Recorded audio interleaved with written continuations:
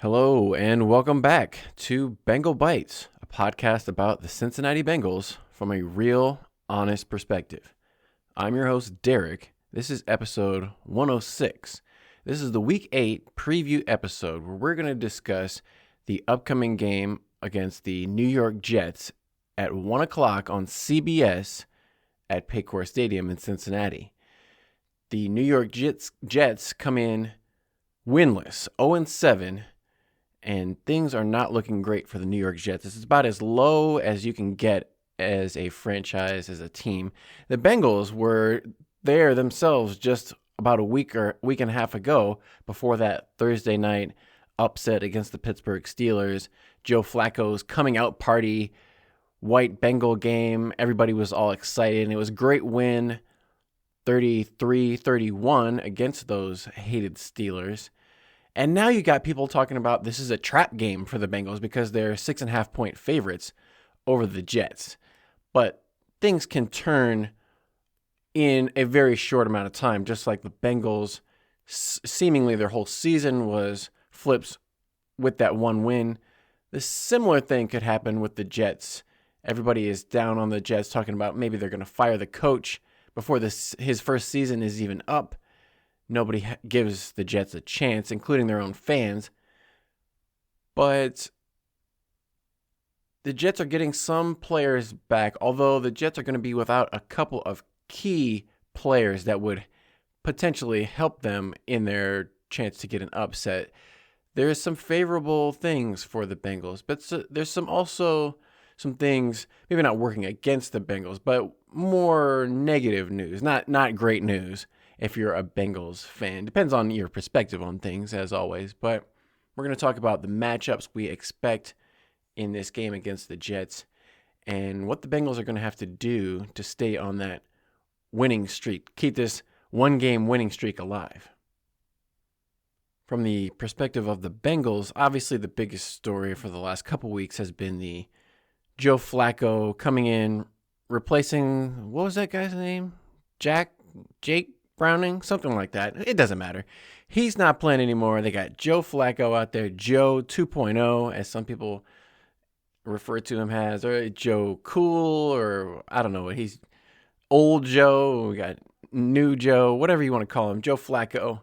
He was discussing what it's like playing with Jamar and T, having such great wide receivers to catch his passes, and he was saying the first time he practiced with them, he was kind of a little bit nervous to show them that he was as good as his reputation preceded him. And, if he missed a pass to T or Jamar, he was kind of self-conscious about it, thinking, oh man, I wanted to show these guys that I'm legit, basically. But obviously, having such a game against the Steelers, not only the players on the team have more belief in him, but the whole franchise, the whole fan base has more confidence in this team and in Joe Flacco and the offense going forward. And like I've been saying this for years, the best player on the Bengals is Jamar Chase, hands down. I know Joe Burrow is a lot of people's favorite player for different reasons. He's the quarterback, all that kind of stuff. But in terms of best at their position, you'll probably hear people saying, oh, Joe Burrow is the best quarterback in the NFL. I don't think I would want to have that argument, but I will argue on behalf of Jamar Chase being the best wide receiver in the NFL. If he could just get a quarterback who could throw him the ball consistently, he will be able to make some plays like we saw against the Steelers. 16 catches, over 160 yards, and 1 touchdown on 23 targets in that game. That was the Bengals' record for receptions and targets, unofficial target record. That's not really a stat they've been keeping for that long, but you can't expect that from every game out of Jamar Chase, but that's more in line with what I would like to see. These games where he's getting 5 or 6 targets, and you got Zach Taylor, the coach, out there saying, well, they did a good job of taking it away, and teams make it hard to throw to Jamar Chase. It didn't look hard against the Steelers. I don't know what the Steelers' game plan was for defeating the Bengals and Jamar Chase, but it didn't include double teaming him. They left him on an island like one-on-one with Jalen Ramsey, and Jalen Ramsey couldn't even cover Jamar Chase one-on-one 4 years ago when they played each other in the Super Bowl, and he's that much older, well past his prime. I don't think Jalen Ramsey could have even covered Jamar Chase in his prime, but now he's several years away from his prime, and things did not go well for Jalen Ramsey. So I don't anticipate the Jets will play a similar strategy and just let Jamar Chase catch half the targets on the entire team. The Jets have a little bit better defense than the Steelers, but one of the players that would have helped in that regard would have been their Pro Bowl cornerback Sauce Gardner. I think it was he a Pro Bowl or All-Pro when he was a rookie, but since he came in and had that great rookie season, maybe it's a function of teams don't want to test him, don't want to throw at him as much, but he is going to be out for the game against the Bengals with a concussion.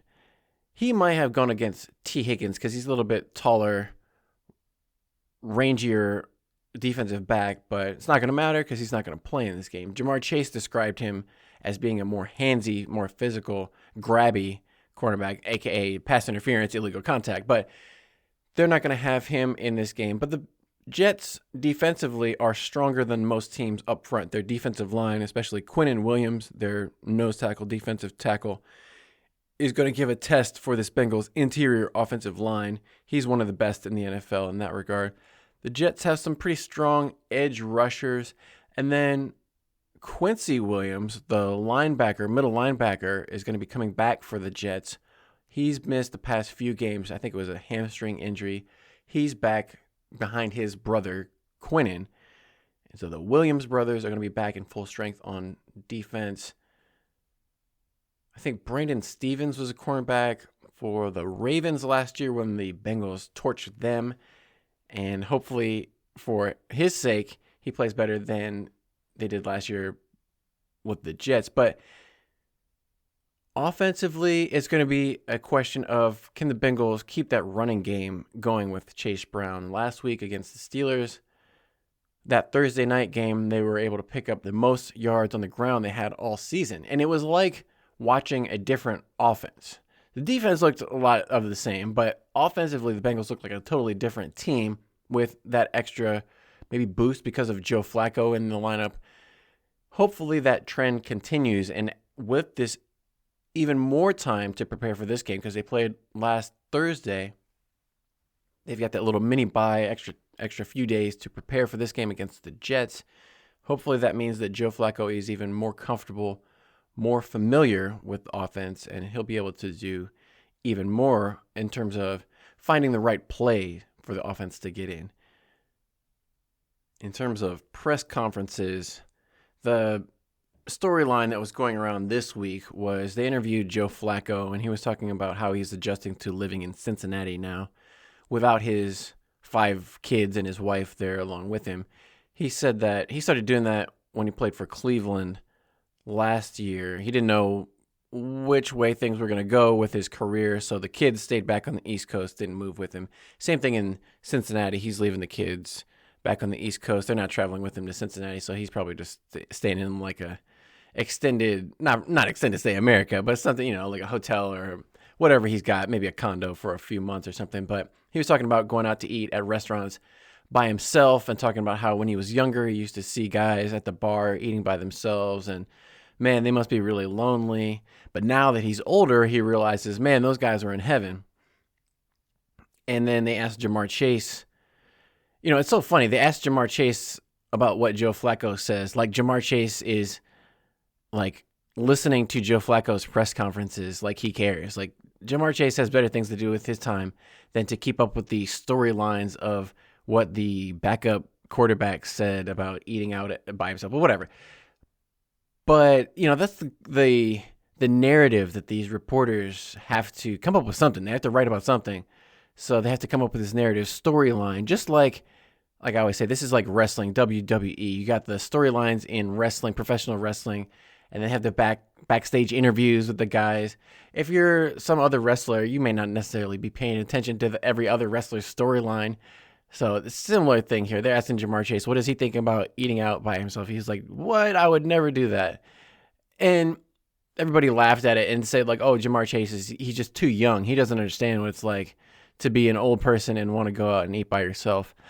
But I'm an old person, and I wouldn't necessarily want to go out and eat by myself. I tried it not that long ago for not the first time, but in a long time. The first time I went out to like a sit-down restaurant, not just like a fast food restaurant, like a sit-down restaurant by myself. I tried it because everybody talking about how cool it was, and I felt totally self-conscious when I was there. I felt like people were looking at me like Joe Flacco was talking about, like, oh, look at that guy. He's sitting by himself, totally lonely. That's what I felt like. I didn't feel like cool or anything. So, yeah, I don't know. I don't know if I'm going to be going out to eat by myself like Joe Flacco was doing. I'll probably just be like Jamar and stay at home. But you got to remember, the other thing is Jamar is a celebrity multimillionaire. So why would he want to go out and associate with the common filth of Cincinnati?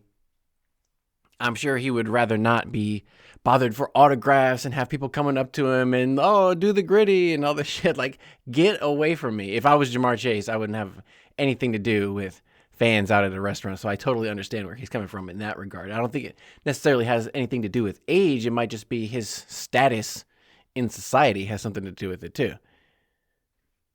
But speaking of press conferences, if we flip it around to the Jets and what was going on with their press conferences this week, they were having a lot of questions about who's going to be the starting quarterback for the Jets, because in the game last week, they benched Justin Fields at halftime. He was playing another mediocre game. I think he was like 50% completion percentage, like 6 of 12 or something like that, and not very many yards gained. He had maybe like 50 yards, not a lot, few yards running, but he's just holding on to the ball for way too long, standing back there like he's scared to throw and scared to make a mistake. He hasn't thrown an interception this year, but it's almost like he's so scared of making the bad play that he's not just playing like a normal athlete. You can just see the wheels turning his head. He's got a weird stance when he's getting ready to throw. It looks very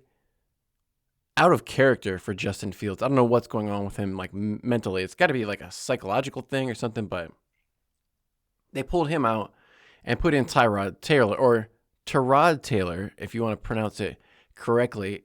Baker Mayfield made the point to say that it's Tyrod, but he won't correct anybody.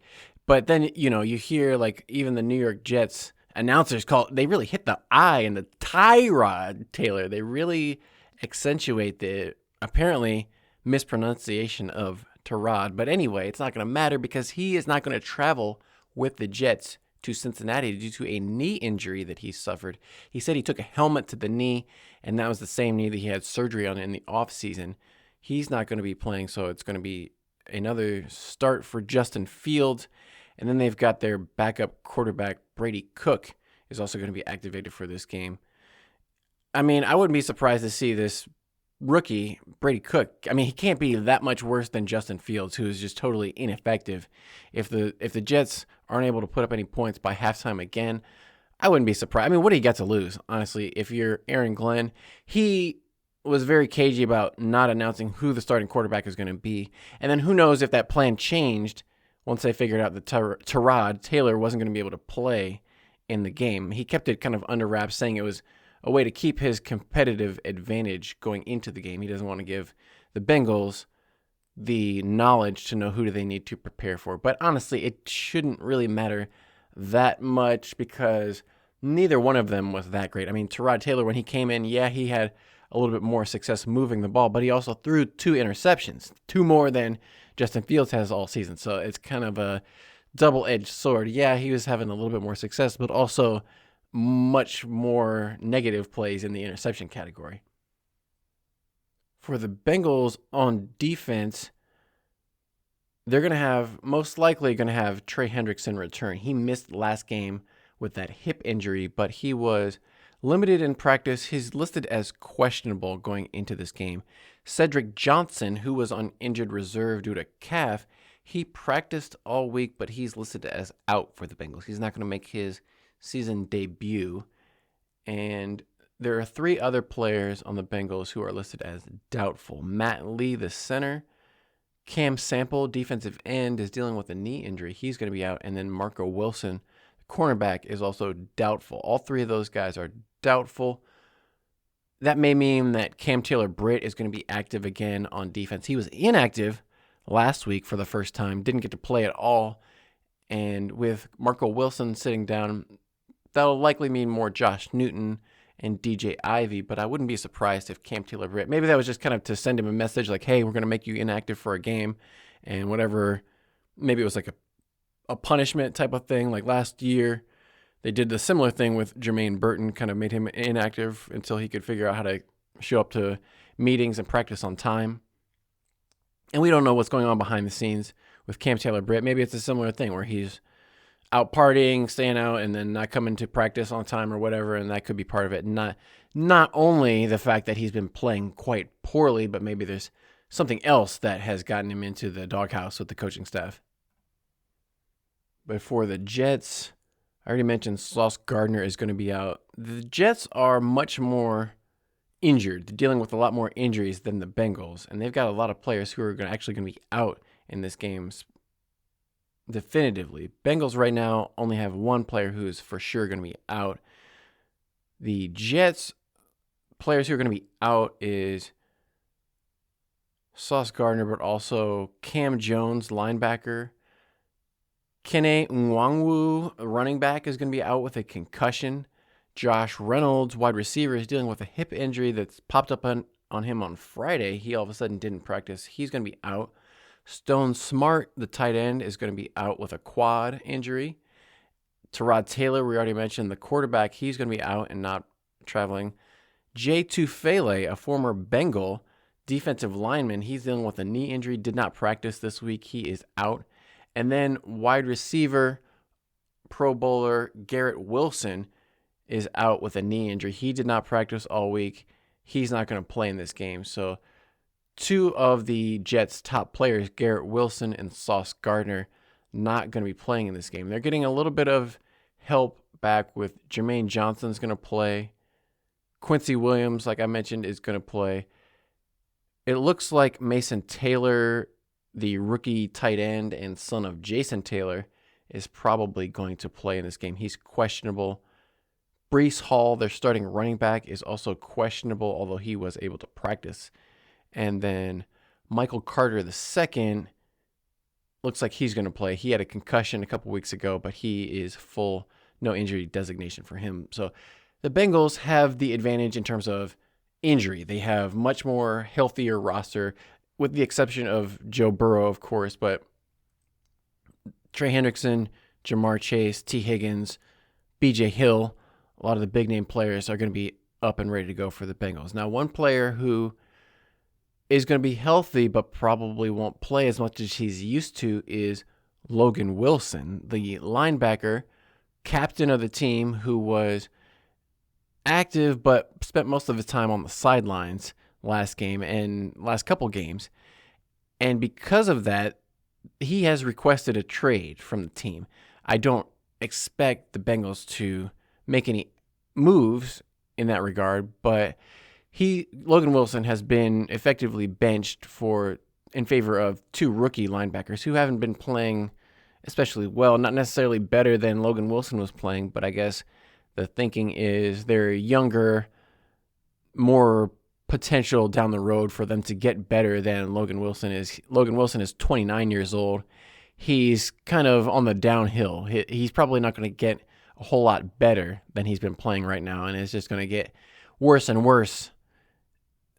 It's unfortunate because he's got 2 years left after this. He's signed until 2027. So if the Bengals decide to move on from him, that would be a huge financial dead money hit that they're going to have to eat and not be able to pay other players. So it would be better if they could find a trade partner to get Logan Wilson off the books. But at this stage of his career and this part of the season, I don't know if teams are really going to be very eager to give up high draft picks for a Logan Wilson middle linebacker type of player. In recent history, the Bengals have won 4 of the past 5 meetings against the Jets, and Zach Taylor is 2-1 against the Jets. The Bengals have won 6 straight regular season games at home. They're not a very good road team, obviously, but at home, the Bengals have been very successful. This is going to be a tough matchup for the Jets to come in and win at Paycor Stadium.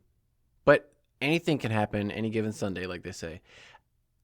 I would be very surprised. Like I said, people are calling this a trap game for the Bengals. I don't know if the Bengals are going to get overconfident just because they won one game. I mean, they did lose 4 games in a row. And the memory of that is still fresh in the rearview mirror. You can't just totally forget about it just because you won one game, act like everything's, all rosy. Like, they still have some major flaws, especially on defense. But the thing that's kind of interesting about this game is the Jets are kind of middle of the pack in terms of running offense, but they're last in the NFL in passing. And then conversely, the Bengals are last in the NFL at running, but they're one of the best teams at throwing the football. Or let's look at their passing offense. Bengals are tied for 20th. So, okay, they're the average was kind of taken down by Jake Browning. But let's call it middle of the pack in terms of passing offense. Scoring offense, they're 26th. Scoring defense, Bengals are 31st and 31st in overall offense and defense. Jets are better on defense, especially their pass defense. Jets are in the top 10 passing defense. They're number 9. But they don't have an interception so far this year. That's kind of strange that Justin Fields hasn't thrown any interceptions. They had the 2 from Tyrod Taylor, obviously. But Jets also haven't taken the ball away very much. Jets are -9 turnover differential. They've lost 9 more than they've taken, whereas the Bengals are -2. And that's going to be probably a big factor in this game is which defense can force a turnover. Bengals haven't been great at that, but they've also been pretty good at holding on to the ball now that they've got Joe Flacco in the lineup. That's not something Joe Flacco has traditionally been good at. He's got some interceptions, but obviously we saw in the first game of the season, some of those interceptions came off of tipped and deflected passes that his own receivers didn't catch. But Joe Flacco, we know he can't run. He can't move. So if a defensive lineman is able to get their hands on him, he is a fumbler. If the defense is able to strip the ball away from Joe Flacco, they could maybe score some points on a fumble return or something like that. That's what the Bengals have to watch out for. And the Bengals offensive line is going to have to do a good job of protecting Flacco. But one of the things that's interesting to me is Dalton Reisner it's not looking like he's going to play left guard. It's looking like they're going to put Dylan Fairchild, the rookie, back in at his original left guard spot, even though Dalton Reisner looked pretty good there at left guard. He looked like one of the best offensive linemen that the Bengals have had all season, especially in the running game.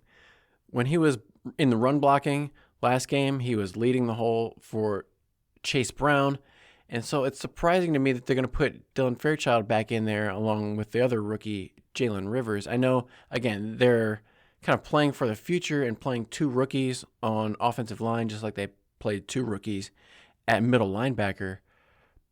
But if Dalton Reisner was playing well, why take him out? I don't, if it's not broke, don't fix it.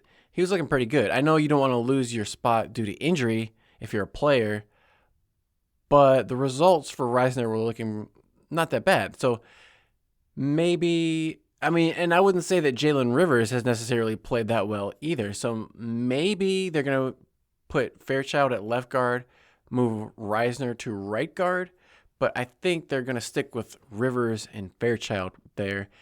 And hopefully the results for Fairchild, now that he's healthy, are better, because I know he was dealing with a little bit of an injury when he gave up some pressure and some sacks in previous games. Maybe that was just a function of him not being 100% healthy.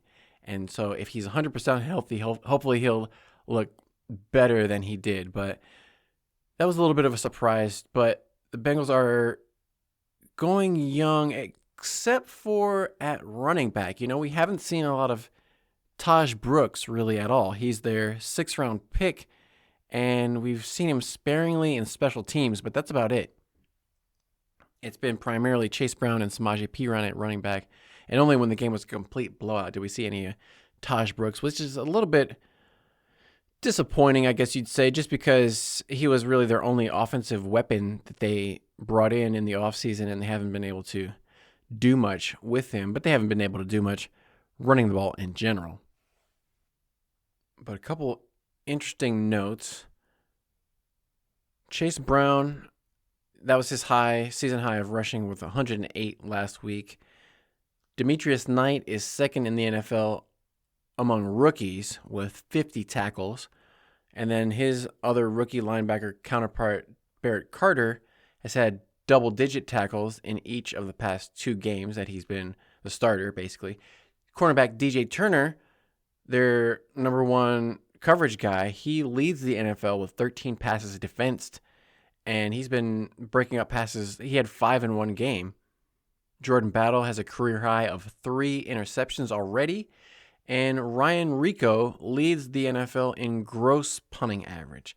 Not the net, because as we know, that gross punting average, it also plays into the fact that he's got 7 touchbacks. He's been punting the ball too far sometimes into the end zone. So the net is not as good as the gross, but that's something that he's going to be working on, obviously. Special teams wise, Charlie Jones is going to likely be the punt returner again, but Taj Brooks, maybe he can get a little bit of action returning kicks. We saw him and Samaje Perine as the 2 primary kick returners.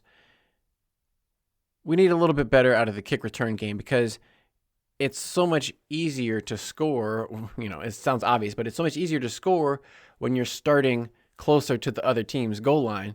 And it seems like too often the Bengals don't get out past that 30, 35-yard line. They're starting like inside their own 25. It seems like way too much. So they got to get better returns and not get pinned deep in their own territory. Hold on to the ball. Don't commit turnovers, especially turnovers in your own territory like Jake Browning was doing. And if they can get a little bit of a running game, if the defense can figure out how to stop Justin Fields, which shouldn't be too difficult because, like we said, Justin Fields hasn't, the owner, the Jets owner, that was the other big thing, is Woody Johnson, the owner of the Jets, was at the NFL owners meetings, and it wasn't really a question about Justin Fields, but I think it was a question about the coach, and he was like, oh yeah, I support the coach, I give him a hug every day or something like that, and then he said, it's just really the quarterback has been struggling, and his ratings are really bad, and if we could just complete a pass, that would be pretty good. So you got the owner of the team coming out basically saying that Justin Fields can't even complete a pass. But so everybody was saying, oh, well, of course, that means that Justin Fields isn't going to get the start. Nobody knew that Tyrod Taylor wasn't even going to be available to play in this game. But that's kind of an awkward situation where the coach, you got the owner coming out saying, man, our quarterback can't even complete a pass. He's so bad. But he's really their only option unless you want to go with a rookie who's never really played in a game before. But like I said, I don't know what maybe the rookie's been looking good in practice. That would be amazing if they come out of nowhere, start the rookie, and you guys nobody even expected it. That would be a little bit too much though. So I expect to see Justin Fields coming back, making his return to Ohio. And just for his, I'm an Ohio State Buckeyes fan. I like watching Justin Fields when he was in college.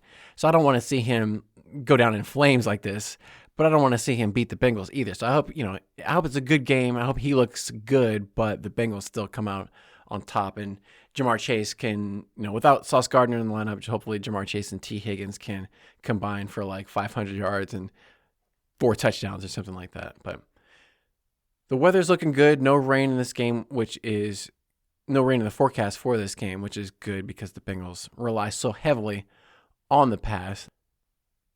But the Bengals need a win to keep this season alive, get back to 500 at 4-4, and stay in the AFC North division race. The announcers for this game on CBS are going to be Spiro Dedes and Adam Archuleta. They are very familiar with the New York Jets. I feel like Adam Archuleta calls a lot of Jets games with Spiro Dedes. So not the worst, but not the best. But, you can't really expect a whole lot when, you got an 0-7 team playing a 3-4 team. You're not going to get the headline broadcasters, but they're good enough. So, and one last bit of news before we go. This is going to be the Ring of Honor game for the Bengals. They're going to induct two new members into their Ring of Honor. It's going to be Pro Bowler, multi-time Pro Bowler, Leapin' Lamar Parrish, and zero-time Pro Bowler Dave Lapham, who is best known for hanging around the organization for the last 50 years as a player for 10, but he was mostly a backup, and then he has been one of the Bengals announcers on the radio, and he does his own like YouTube stuff, but he's been with the organization as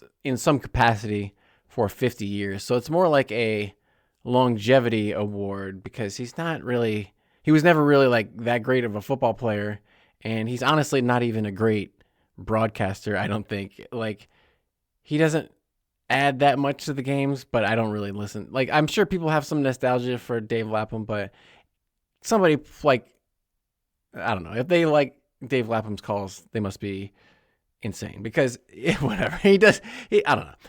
He's not my cup of tea, but they're putting him in the Ring of Honor just because he's been around for so long, which is kind of dumb in my opinion.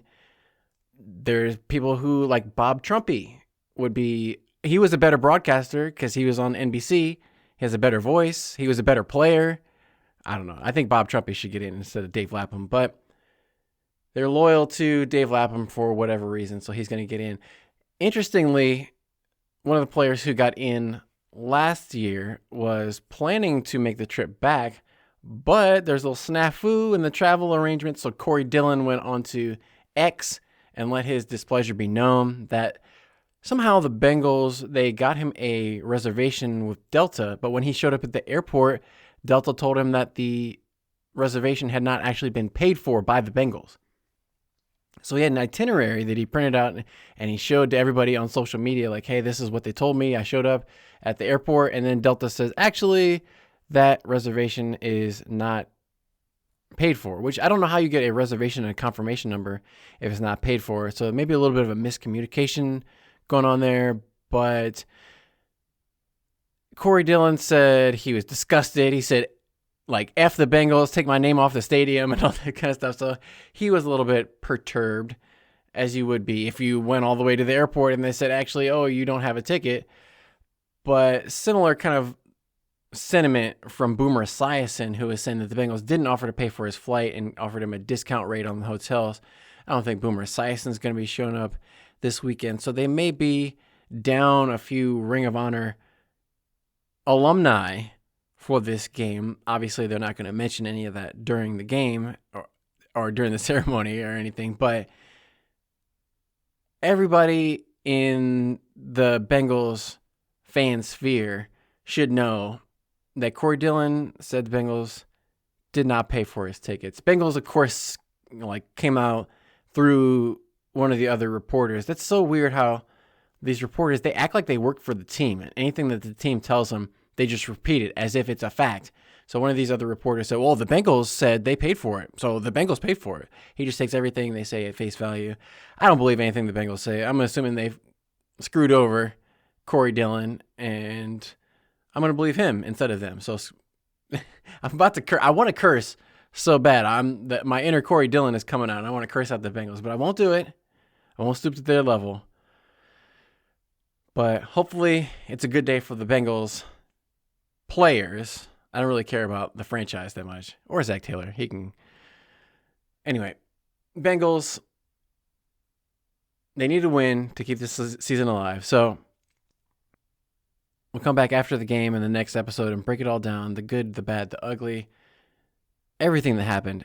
But until next time, I'm going to leave you with a hooday and stay hungry for more Bengal Bites.